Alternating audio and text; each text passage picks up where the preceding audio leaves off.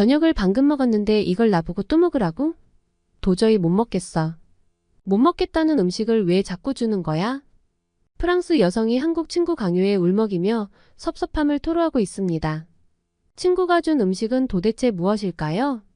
또 이들에겐 어떤 일이 있었던 걸까요? 오늘은 해외 커뮤니티 레딧에 올라온 프랑스 여성 루이스 씨의 사연을 전해드립니다. 안녕하세요. 저는 프랑스 파리 출신 루이스입니다. 여러분은 프랑스 하면 뭐가 떠오르시나요? 에펠탑, 베레모, 루브르, 샹젤리제 거리 등이 있지만 프랑스 하면 가장 먼저 떠오르는 것 중에 바게트가 있죠. 바게트는 2022년 유네스코 세계문화유산에 등재되기도 했는데요. 마크롱 대통령도 트위터에 글을 올리며 자부심을 숨기지 않았죠. 프랑스에는 자신만의 레시피로 바게트를 만들어내는 장인 빵집이 많습니다. 빵을 찍어내듯 만드는 프랜차이즈 빵집들과 달리 그 마을의 역사와 함께하는 오랜 전통을 자랑하는 곳들이죠. 제빵사들도 자신들의 바게트에 자부심을 가지고 일하고 있어요. 프랑스의 빵집은 아침마다 바게트 빵과 함께 주민들이 신문을 가지러 가는 사랑방이 되기도 하고요. 어린 시절 매일 아침 심부름을 하던 추억의 공간이기도 합니다.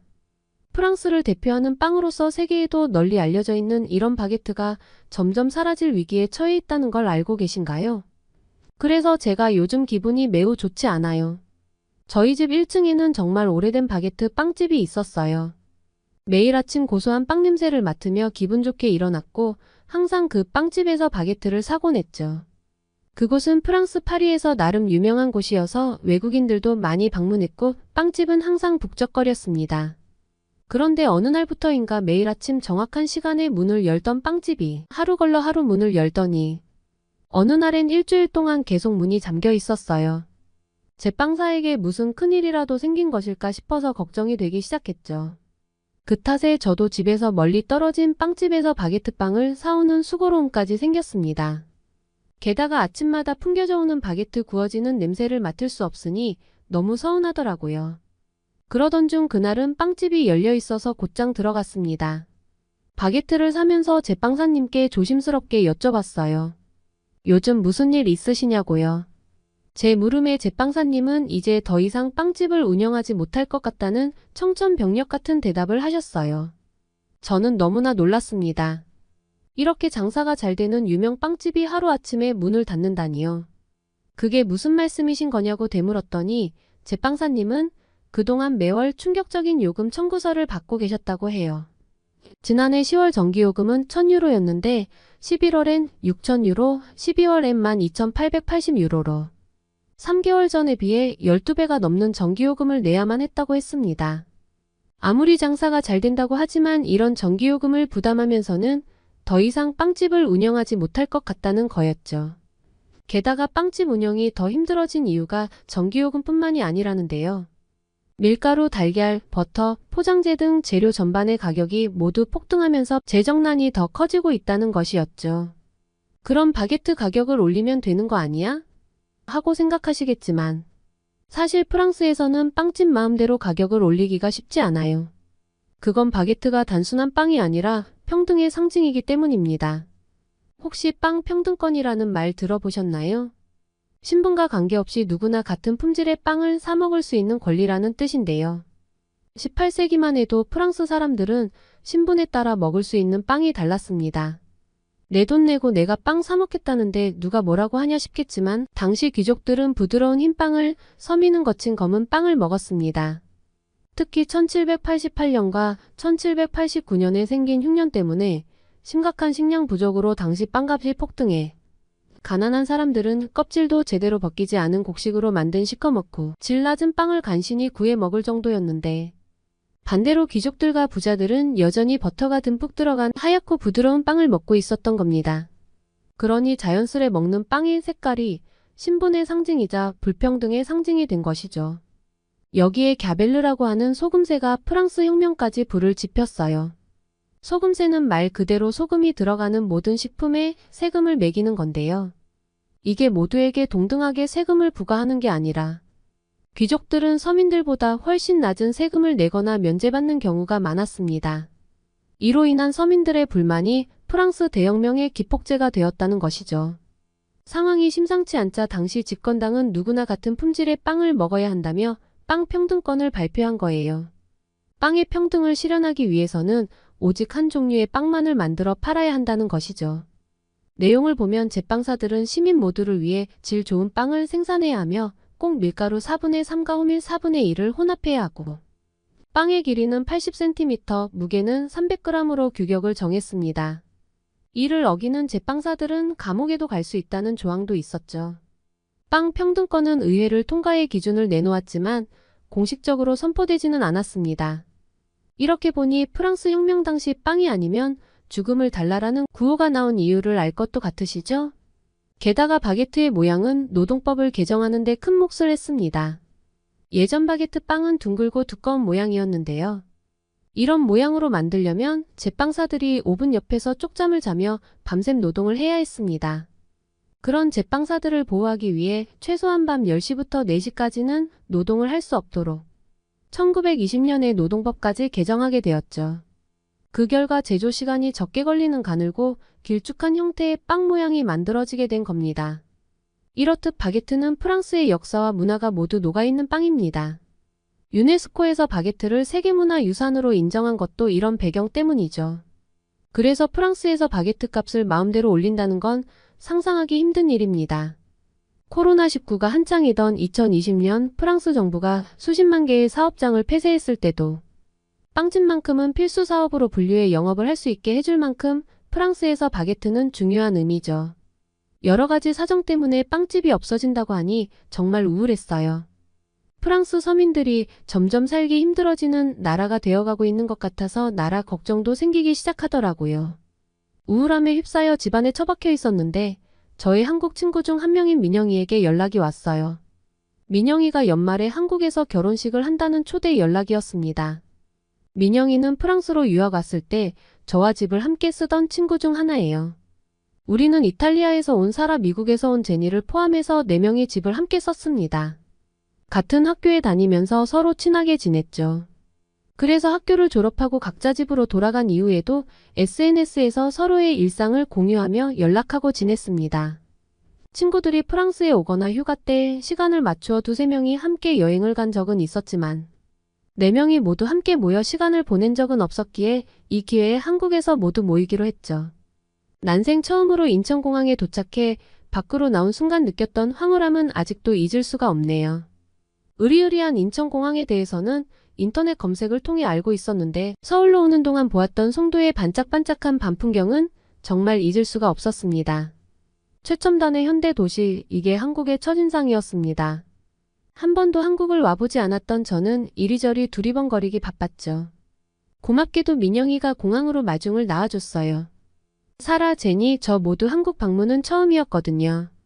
민영이는 3년 전 프랑스로 출장 왔을 때 잠깐 본 이후 처음 만나는 것이었기 때문에 오랜만에 만난 민영이가 무척 반가웠습니다. 민영이 덕분에 편하게 서울로 이동할 수 있었고 서울 여행도 알차게 할 수 있었어요. 서울 여행을 마친 뒤 민영이가 살고 있는 대전으로 가기로 했어요. 민영이는 대전에서 결혼을 할 예정이었거든요. 한국에 있는 동안은 민영이의 집에서 함께 머물기로 했기에 민영이네 집으로 가서 짐을 풀었습니다. 짐을 정리하고 서로의 근황을 얘기하다 보니 늦은 저녁이 되었어요. 우리가 시간 가는 줄 모르고 떠들었다며 깔깔거리며 웃었는데 민영이가 배고프다고 밖에 나가자는 거예요. 한국은 밤늦게까지 문을 연 식당들이 많다더니 그것을 경험할 수 있어서 너무 신기하고 즐거웠습니다. 민영이는 한국에 왔으면 삼겹살은 먹어봐야 한다면서 우리를 삼겹살집으로 데리고 갔습니다. 저 포함 친구들은 육식을 정말 좋아해요. 아마 민영이도 우리의 그런 식습관을 알고 있어 대전에서의 첫 식사를 삼겹살로 정했던 것 같습니다. 우리는 대학교 때부터 민영이를 통해 한국 음식에 대해 많이 들어서 삼겹살에 대해 알고는 있었기에 한국에서 꼭 먹어보고 싶던 음식이었습니다. 그래서 반가운 마음으로 갔죠. 식당에는 테이블 한가운데가 뻥 뚫린 테이블이 여러 개가 있었는데요. 저희도 테이블 중 하나에 앉았습니다. 그런데 분명 저희가 주문한 건 삼겹살이었는데 나오는 음식들이 고기는 하나 없고 모두 야채뿐인 거예요. 상추, 케일 같은 채소들과 명이나물, 김치, 쌈장겨자 같은 소스류들이 나왔죠. 저는 민영이가 주문을 잘못한 게 아닌가 하는 생각이 들어서 민영아, 너 주문을 잘못한 거 아니야? 라고 했더니 민영이가 웃으며 이게 다 삼겹살을 위한 거라고 말하더군요. 곧이어 그렇게 기다리던 삼겹살이 나왔습니다. 육즙이 안 떨어지게 초벌구이를 해가지고 오셨다고 했는데 저는 삼겹살이 베이컨과 비슷하다고 들었기에 베이컨을 상상하고 있었는데 고기가 매우 두툼해서 놀랐습니다. 제가 생각했던 것보다 훨씬 먹음직스럽게 보였거든요. 테이블에서 고기를 구워 먹는 경험은 정말 신기하고 재미있었습니다. 고기가 익어갈 때쯤 민영이가 삼겹살을 먹는 방법이 다양하다고 말해주더군요. 일반적으로 한국에서는 야채에 싸서 먹는다고 말했죠. 민영이가 우선 맛을 보라며 상추 위에 삼겹살을 얹고 쌈장과 파무침을 넣고 얇게 썰은 마늘 하나를 얹은 뒤 야채를 꽁꽁 싸매서 저에게 주더라고요. 저는 민영이가 야채를 싫어하는 나를 놀리려고 일부러 쌈을 건넨 거라고 생각해서 거절했는데요. 민영이가 제발 한 번만 먹어보라고 이게 진정한 삼겹살이라고 하길래 어쩔 수 없이 먹었습니다. 그런데 이게 웬일인가요? 삼겹살 쌈은 정말 기막힌 맛이었습니다. 잘 익은 삼겹살에서 나오는 육즙과 고기의 맛이 느껴지면서 짭짤하면서 매콤한 쌈장의 맛이 야채와 어우러져 아주 맛있었습니다. 고기의 식감과 야채의 아삭한 식감이 정말 환상적인 조합이라고 느껴졌죠. 놀라워하는 저를 보면서 민영이는 쌈무에 싸서 먹는 것도 맛있고 명이나물에 와사비를 올려 먹는 것도 맛있다면서 여러 가지 방법을 더 알려주었습니다. 정말 무엇과 함께 먹느냐에 따라 삼겹살의 맛은 변화무쌍했습니다. 환상적인 경험이었죠. 민영이는 한국에 왔으면 소주를 마셔봐야 한다면서 말로만 들었던 소주를 주문했는데요. 고기를 먹고 나서 마시는 소주는 쓰면서도 달면서도 짜릿하고 온몸이 뜨끈해지는 경험을 할 수 있었죠. 민영이는 소주를 더 맛있게 마시는 법을 알려주겠다며 맥주도 주문했습니다. 또 뭘 알려주려나 기대에 차서 궁금해하고 있었는데 소주와 맥주를 섞더라고요.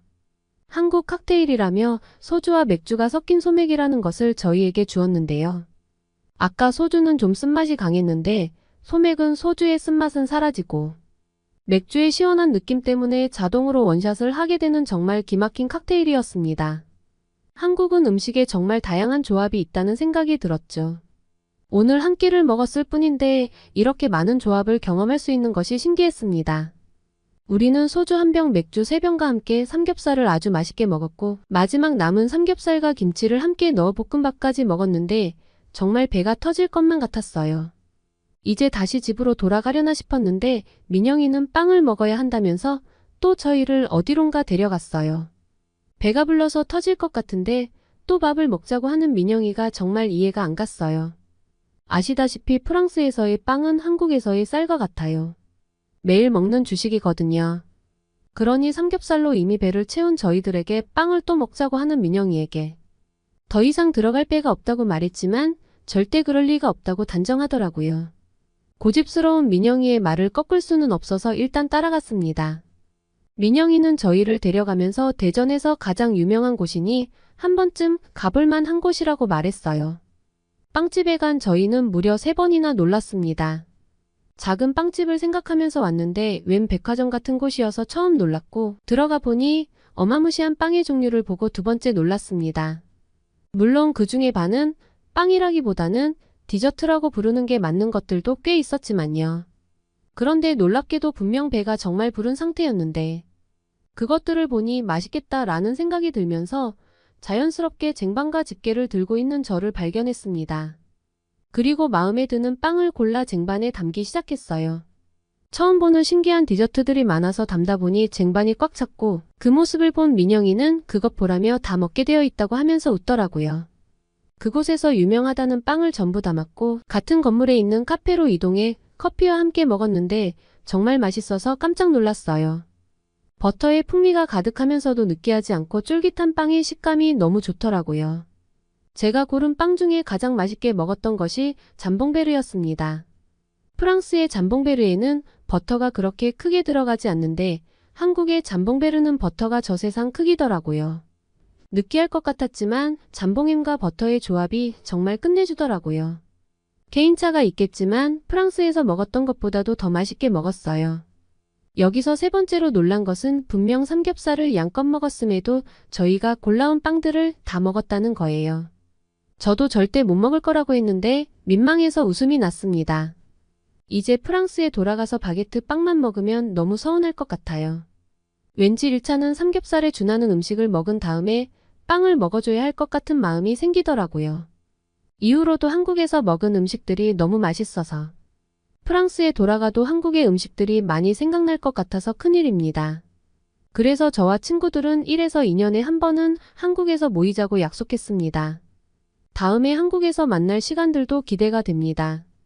다음 한국 여행기도 커뮤니티에 올려볼게요.